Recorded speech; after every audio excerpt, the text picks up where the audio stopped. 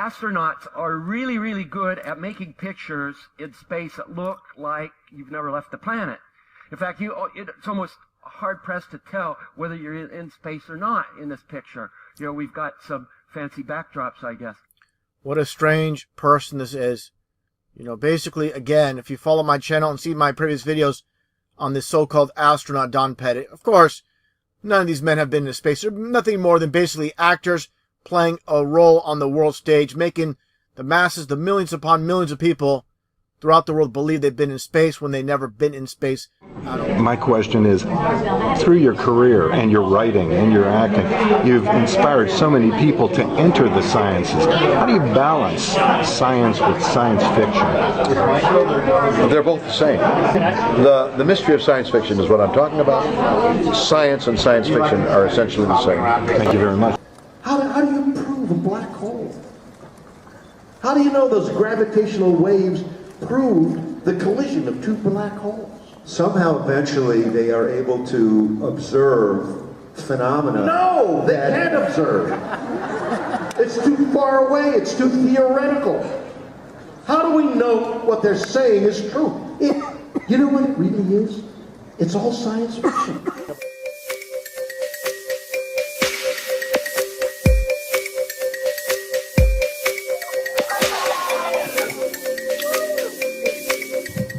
Hi, Wendy. I'm Skylar. Can you do a one-finger push-up? Can you show us? All right, Skylar, we'll go ahead and show you what we can do up here, and I'll have Astronaut Joe tell you what I'm doing.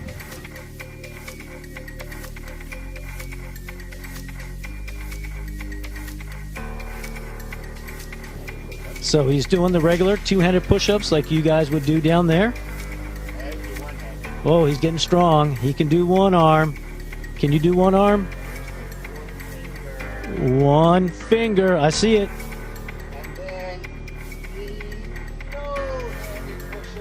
No hands. So yes, to answer your question, yes you can. It is fun to be up here.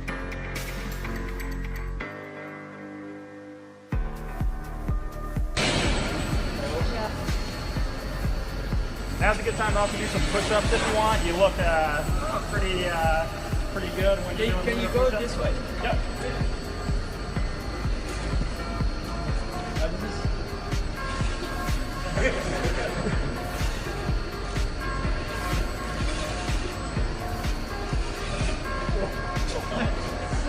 Station Houston on 2, we are ready to begin the change of command event. All right, well, everyone, welcome on board the International Space Station. Ground team and Thomas that actually got us out the door for that EVA to be successful. In addition, we also accomplished a spacewalk.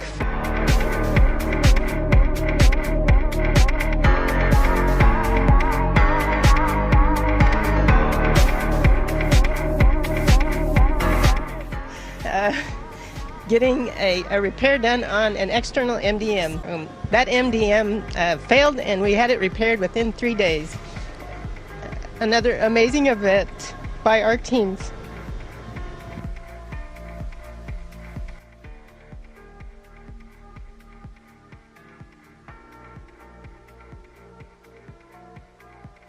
In addition, Expedition 51 Thomas was able to grapple the Cygnus vehicle, and we unloaded thousands of pounds of cargo and reloaded it with trash during the time frame. Dirty laundry actually gets incinerated in the atmosphere.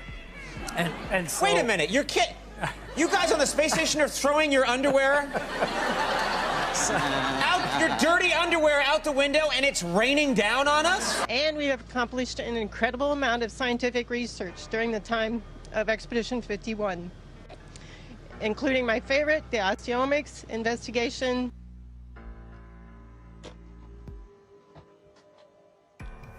The European grip and grasp and Mars experiments.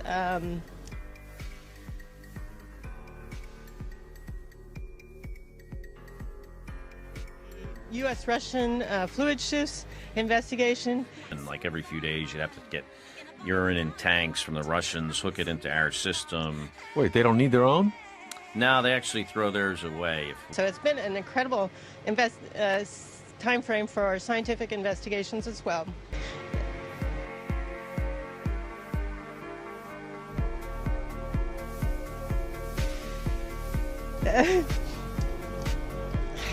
We are, of course, going to miss Oleg and Toma. They are exceptional astronauts.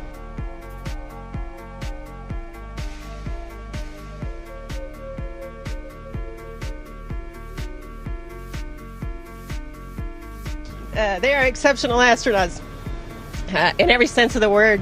But mostly, we're going to miss their sense of humor and camaraderie. And now, today, I hand over to Fyodor Yurchikhin, the only guy I've flown 3 times with. And so, welcome to your command for Expedition 52, Fyodor.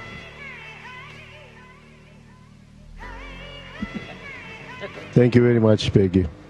Thank you very, very much. And it's an honor for me, again, stay here. 2 times honor for me. We continued our great program. The greatest for me, it's the greatest program in the world.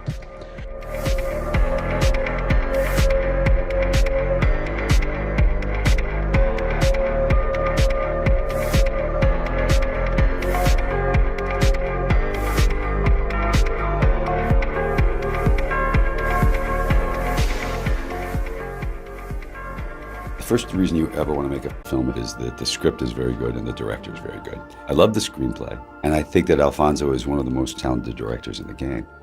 When you're writing, you're not thinking how you're going to make it happen.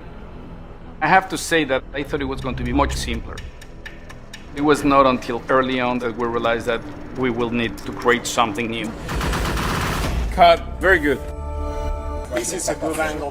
One of the things I love about the cinematography is it never feels precious. There's real naturalism. There are flares and there are mistakes, as it were, but no mistakes. It's all created. Alfonso has designed it around these extremely long shots, these very fluid 12-minute, 5-minute or 3-minute long shots. It took a while to work out the best technique to do it. Tim and Chivo developed this technology in which the actors are inside a cube of light. The 3 main elements of the light box are the robot moving the camera, the light box moving the lights, and the tilt rig moving the actor. If what we're trying to simulate is Ryan tumbling into the shuttle, we tilt Sandra backwards and forwards to help it. And at the same time, all the lights are spinning around in sync with this complicated motion. I mean, it was literally like these rigs had your life in their hands. If something broke, I had nothing to hold on to. If some camera came crashing through my face, nothing I could do, you just say goodbye. Sandra has this dancer background, so she took this approach of prepping herself for a very complicated choreography. She trained like crazy for 5 months so that she could work with those rigs without conveying the tension of the rigs. So the moment of the performance is just pure expression. Whether it was the cage or whatever rigging system they had, you just embraced the pain because these were all unique creations of brilliant people who had to think of something that doesn't exist in order to make a movie Alfonso was told couldn't be done. Explorer, do you copy? Explorer, permission to retrieve Dr. Stone. The technology was never the motivation for making the film. We wanted to tell a story, and it was about developing the technology that was the only way that this story could be told. This film has raised the bar for the world of visual effects and CG and animation. The visual approach of the film, the camera is always moving. There's no up and there's no down, there's no right, there's no left. So we decided that the music and sound effects have to also be moving around. We were keen to make something that suited the film, in that it's shot unlike anything I've ever seen. So it's a case of working out how can we do something that feels totally suitable for this film without using the normal tricks. It's not just about sound. Once you've got these elements, it's about how you tell the story with them. So we decided that we would do it through touch. Break, you have to break! I can't. We're gonna hit hard. What do I do? Grab a hold! Grab anything!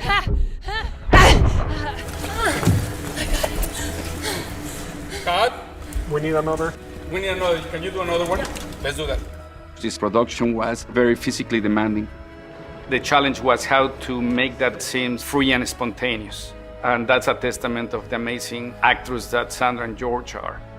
This, you just lay yourself in the hands of the smartest guys in the room.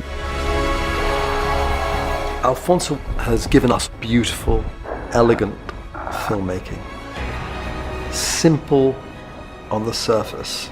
The complexity challenged everybody, but none of that is visible. It's great.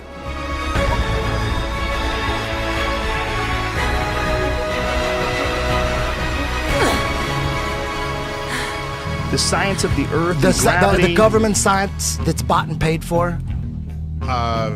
So you spin, when you spin pizza dough, it kind of flattens out. It gets wider in the middle, and so Earth, throughout its life, even when it formed, it was spinning, and it got a little wider at the equator than it does at the poles. So it's not actually a sphere.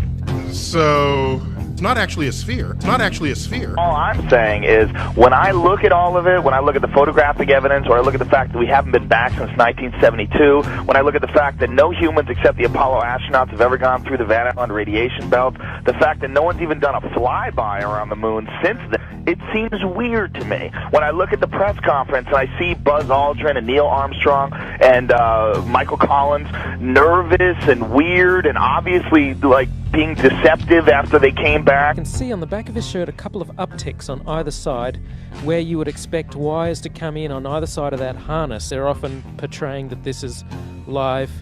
Of course, these things are fully choreographed and edited in advance to make sure that there's nothing too obvious. Looks CGI to me. Gives away that this is a suspension in front of a blue screen hoax. The moon landing stopped in 1972 and we haven't been back. We haven't been beyond the Van Allen belts. We must solve these challenges before we send people through this region of space, through the waves of radiation. No, I could be wrong. It could be real. There's too many things. It could be real, but they've been faking them so much they look like all those other fake ones. They look like, I've seen so many fake ones that NASA admits that they're CGI composites. There's so many out there. So when you see this one, it's like, this is the same one. There's so much fraud when you look into it. Like, look into it. They take scientific discoveries that look something like this and turn them into something like this. The faking of spacewalks in a swimming pool.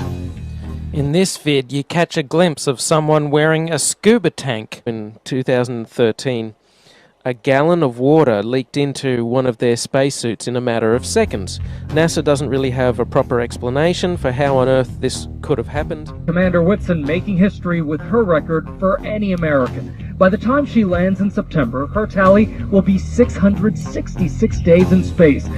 With the Earth supposedly 23.4 degrees on its axis. And that leaves you, of course, the occultic number, again, 66.6 degrees off. To look into it. Well, Earth is supposedly orbiting around the sun at 66,600 miles an hour. That's so insane. You haven't looked into it. However, according to experts, these photographs are much less conclusive than one might think. Einstein told us that light actually is attracted by gravity. In other words, the path of light is not straight in a strong gravitational field.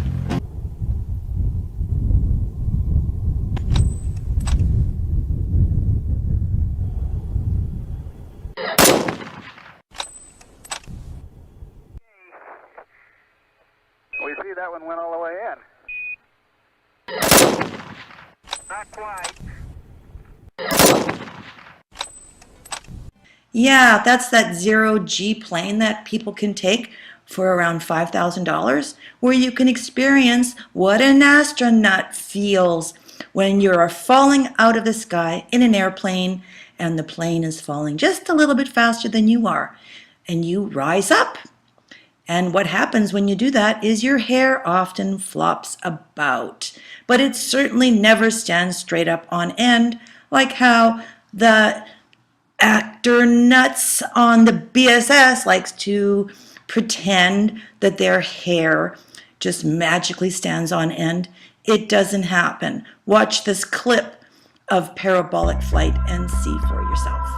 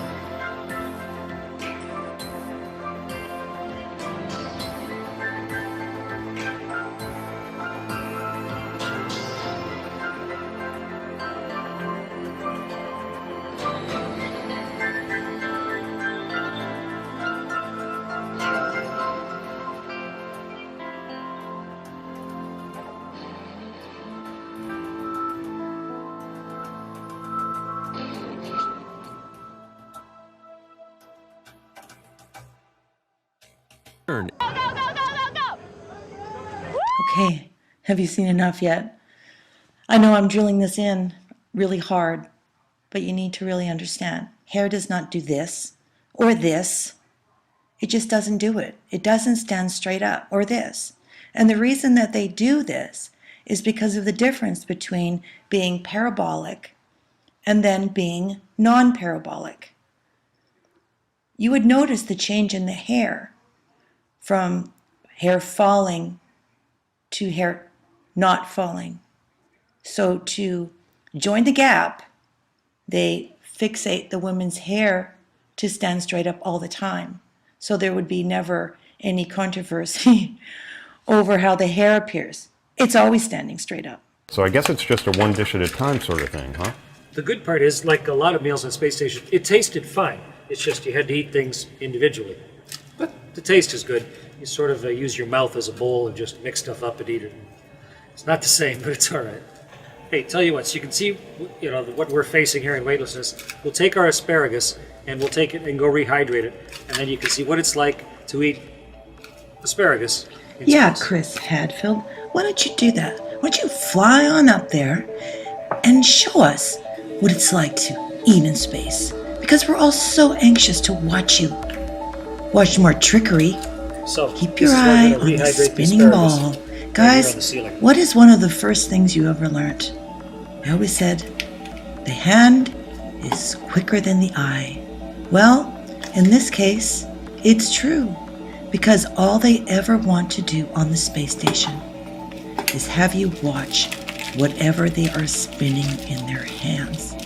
It's always the same. This show never changes its format. Asparagus. They've always got some little thing spinning, and they want you to watch. But I want you to watch something else. So don't watch what he's doing with his hands. I want you to watch the top right corner. Around the outside. There is a pair of scissors. They're very motionless right now, but they're there. They're right next to the edge of a blue, something blue that's sticking down. And you just saw the scissors move just a little bit. Keep your eye on those scissors. Don't take your eyes off of them while Chris is cutting open the pack of asparagus and disgustingly licking off those scissors. Keep your eye focused on those scissors and watch the real magic in space happen. You don't want to load your spoon up too much or the food will fly everywhere. So imagine trying to mix other food in with this when the package is already this full. It really just, it's not possible. Edit. And you can't really hold 2 of these or 3 of these at once. Two so you kind of just need to eat one and then eat another. 3, 4, 5, 6, 7.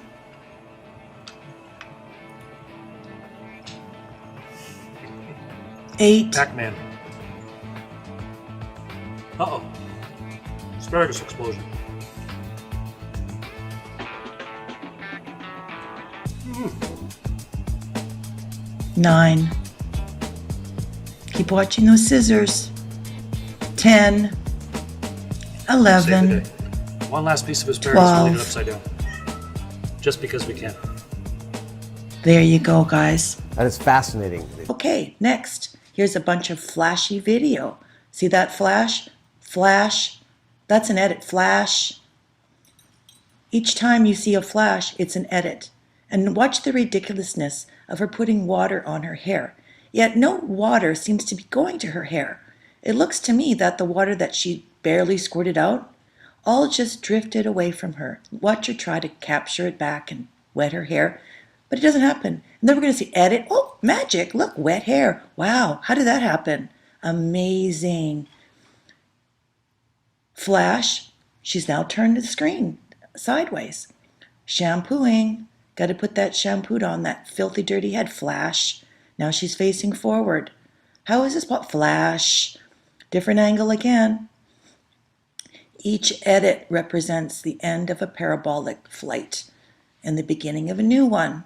You see, they can't reposition the actor in the same spot that they were standing in when it all stopped. They just can't start and stop this perfectly every time. So that's why they always have some gimmick to have you watching. This time they really didn't, because she's not using her hands that much. But you see the flashes. Those are edits. And once you start seeing them, they become so crystal clear that you can't stop seeing them. All you see is flash, flash, flash. It just gets ridiculous. But not as ridiculous as the lies that they're spinning to us, making us believe that there's magical ISS in the sky.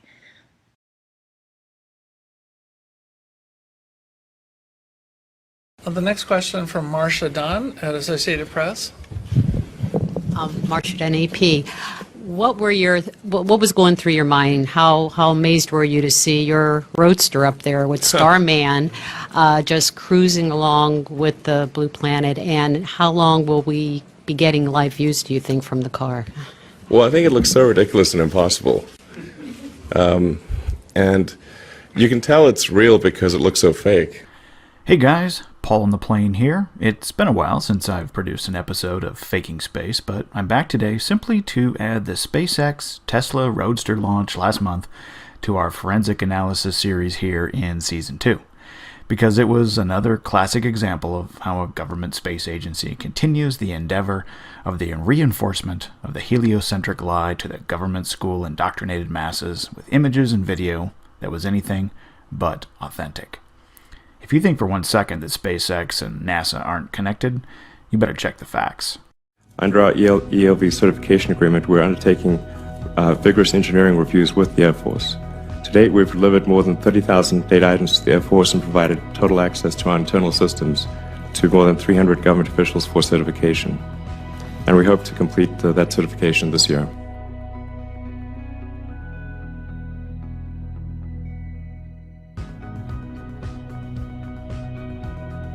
Today I'm just going to highlight a few of the many different problems with the footage and then file it away in our Faking Space series as one more piece of evidence that we are all being lied to. So, let's get started. Number 1 came with the reveal of the Tesla Roadster and Starman in space with this shot. Yep, you've all seen it. Now, I'm not claiming that this proves the car and dummy were filmed in a studio, although in my opinion it absolutely was. But what I want to point out is how the camera reacts to the change in the new background image and the change in the level of light. Watch it again slowly as the top of the SpaceX rocket opens up and how the camera reacts, which reveals undeniably that the camera has two things, autofocus and auto exposure features. The camera is first focused on Starman and the background of the inside of the rocket, or so we are meant to think it's the inside of the Falcon Heavy. But when it opens, the camera is able to focus on the image of the Earth behind it. That's how most cameras operate. That point is secondary, however, to how the camera reacts to the change in light. When the rocket pop top opens, the flash of bright light we see is because the aperture of the camera was wide open, because the inside of the rocket room the car and dummy were in was very dark. But the aperture quickly closes automatically because of all the light now bombarding the Tesla Roadster directly from the sun and from the sun's reflected light off the Earth, or so we are meant to think that's how it works. The camera auto-adjusts to the new level of light in that instance, and we eventually can see Starman soaring in front of the Earth in all its glory. You can see the autofocus and auto exposure again in this shot with the Earth floating in from left to right. At first it's a big white disk and then the camera adjusts and we can see the image of the Earth, or so they want us to think that's what it is. So now that we've proven the camera has autofocus and auto exposure settings, we can view the rest of the footage with a concrete understanding of what the camera should pick up and what it should not. Like stars. With the camera's aperture wide open inside the dark room, when the rocket first opens, we should see it pick up the stars in the background. After all, we're continually told by the space agencies we don't see the stars in their space footage because of the amount of ambient light coming from the Earth. But with the lens wide open and able to receive all the light from the stars, they don't show up, even for a split second. And when the camera floats around and is pointed into the deep dark blackness of space and the supposed light from the sun and ambient light from the Earth is behind the camera, we don't even see a couple of the brightest stars? You're kidding, right? All you photographers out there should be calling bullshit like I am. Guys, they're faking space. Okay, number 2. I saw quite a few YouTubers pick up on this quickly, right after dissecting the footage of Starman floating in front of an image of the Earth. And they are spot on. Watch closely the CGI glitch of the Earth in the background as the Tesla floats in front of it. Did you see it? Watch it again. This time slowly. Now, Why is this significant? Because Starman and his red chick magnet of a car didn't glitch. It was only the background of the moving image, meaning it's a layered video feed. If it was a camera glitch, you would see Starman, his Tesla, and the Earth all glitch simultaneously, in the same way, in the same direction, and all recover at the same time. You don't, because it was just one layer of the video suffering this glitch, while the video feed of Starman and his hot ride, the top layer, was consistent. Busted. When are you guys going to start asking yourself why they have to fake all this science fiction garbage if space, as it is presented to us in our government schools and in the mainstream media, is true? Okay, number 3. The last one I'll point out today is the anomaly, I call it, on the Earth image video layer here. Look through the Tesla windshield and you can see the dark spot going from left to right. It looks like a long space turd. Unfortunately, Elon, it looks like a few pixels on your flat screen just went out. I have no idea what that is or why it appeared on the video layer other than it's not supposed to be there because we've never seen a long black turd floating above the clouds in any of the other hundreds of Earth shots we are spoon-fed from the government space agencies, from the Epic Discover, the Himawari, the Electro-L satellites, which give us all these amazing, quote-unquote, photos of the spinning, orbiting space pair. They aren't photos. This channel has debunked that 1,000 times over. Even the Lunar Reconnaissance Orbiter, or LRO, and its breathtaking Earthrise shots in all their high-def glory, never picked up a giant space turd. So, sorry, Mr. Musk, another CGI fail to add to this pile of crap. The faking of space continues. You are being lied to. But, to many of you watching, Elon said it's real, so it must be.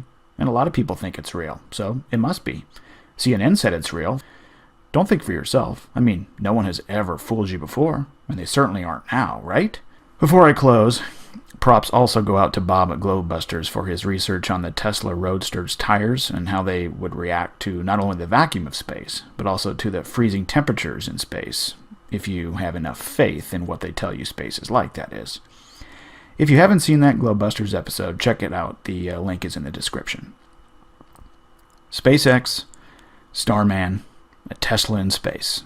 Hope you guys are all enjoying the show. You can tell it's real because it looks so fake, honestly. We'd have way better CGI if it was fake. And you know, the colors all look kind of weird in space. There's no atmospheric occlusion. You know, like everything looks too crisp. But we didn't really test any of those materials for, you know, is it space hardened or whatever, you know. So it just has the same seats that like a normal car has. It's just literally a normal car in space, which I kind of like the absurdity of that. And if you look closely, on the dashboard, there's a tiny roadster with a tiny spaceman. So, because Hot Wheels made a Hot Wheels roadster, and a friend of mine suggested, hey, why don't you put that Hot Wheels roadster with a tiny spaceman on in the car too? I'm like, that'd be cool.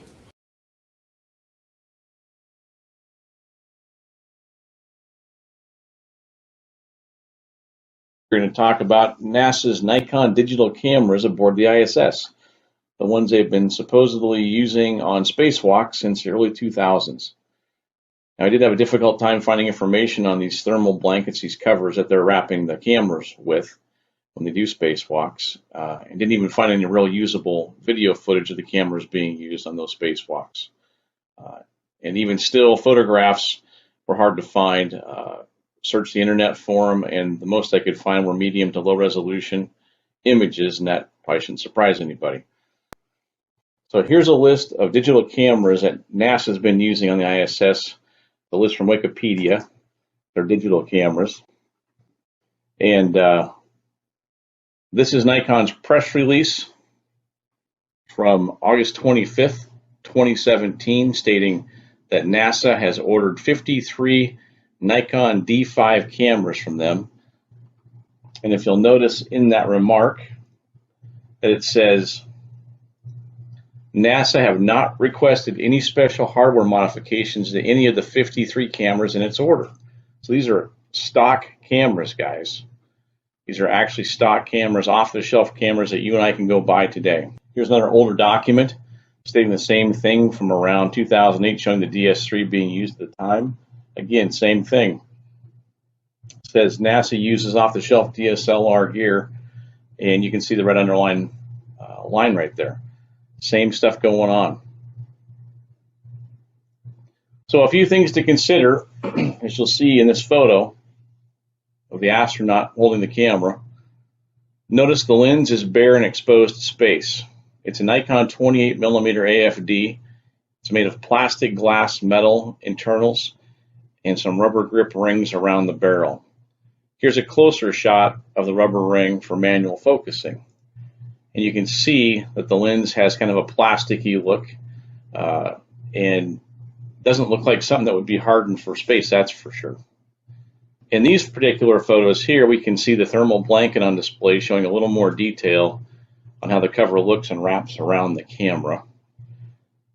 I came across this particular article in Popular Photography magazine, published July 27, 2011, and it states, the thermal blanket protects the equipment from the temperature extremes during the EVA.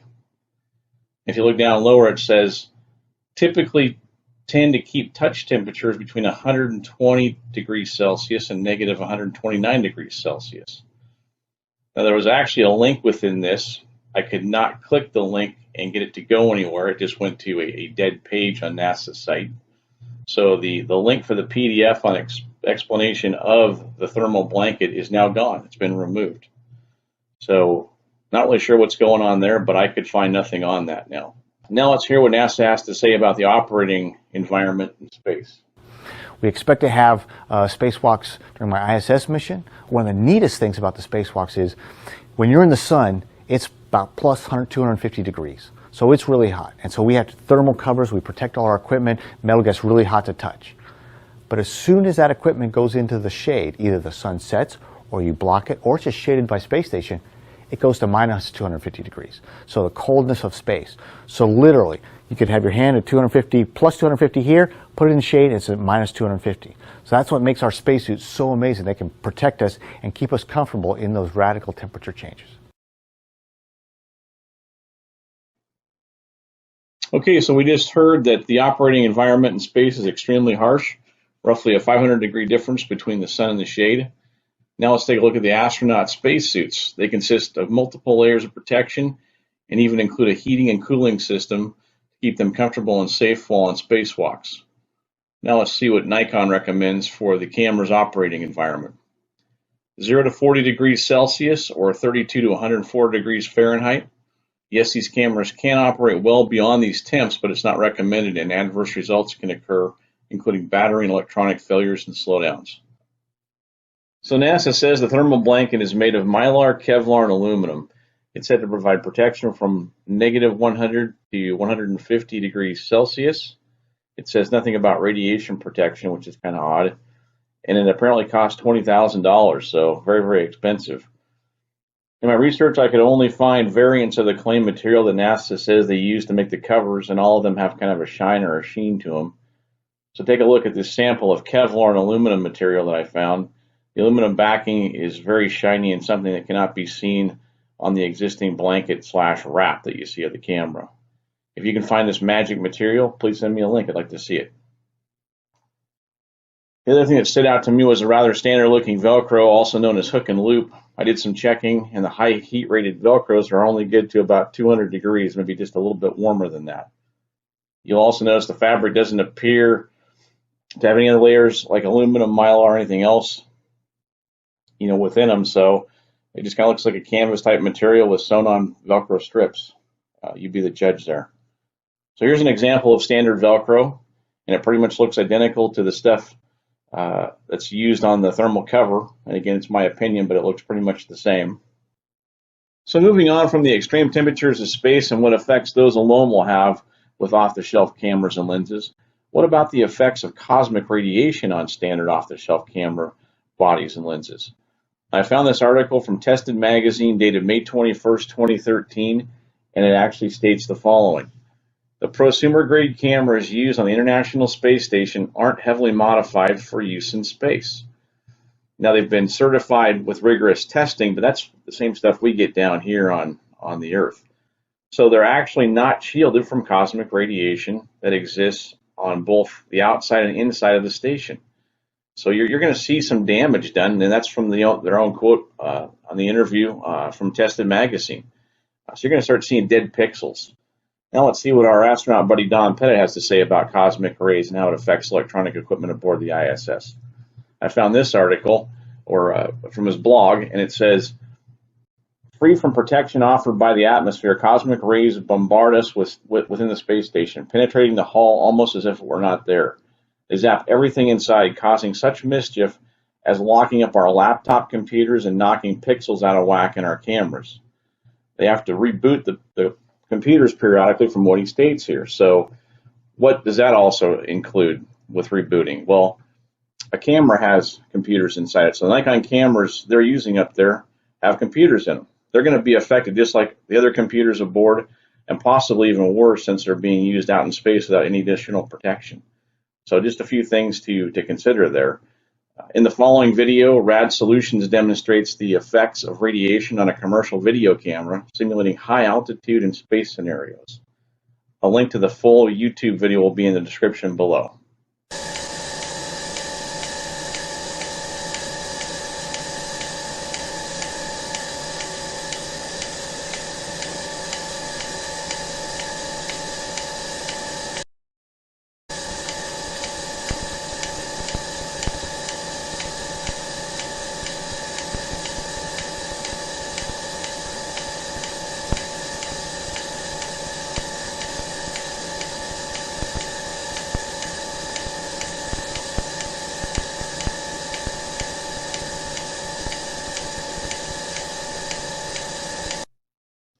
As you can see from this test, the video camera sensor and electronics begin to suffer the effects of radiation pretty quickly, and ultimately it creates total camera failure.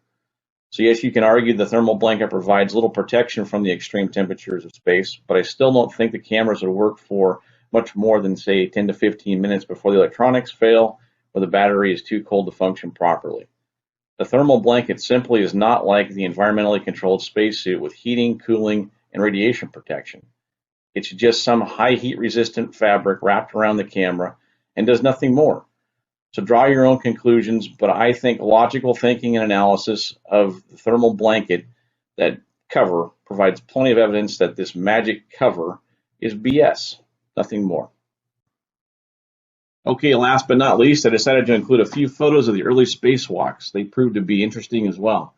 Let's take a look at the exposed camera in the photo. You'll notice that it's bare metal with no protection of any kind. The film being used in these cameras would not only suffer from heat damage, but also suffer from the effects of radiation, causing possible fogging, streaks, color shifts, lack of contrast, just to name a few. Everything about making the film was different to how films had been made before. You know, with so much of the film created in the computer, a lot of the cinematography was going to be executed within the computer. So we had to work very closely together with the other departments, you know, whether it's production design or cinematography, to develop the new ways of making the film. This was easily the most challenging job that Framestore's ever done. I think part of the reason that people wanted to be involved was because the director was so involved and so present here. We were really lucky to have so many great artists involved. There were a lot of moments where we weren't sure how or even if we could do what was being asked of us. We were really bringing the entire film to life, so it was an easy film to feel really connected to feel like you were a part of. I think that's something we could probably take from this experience, and hopefully other productions are looking at this from the same angle. But Gravity is a special case.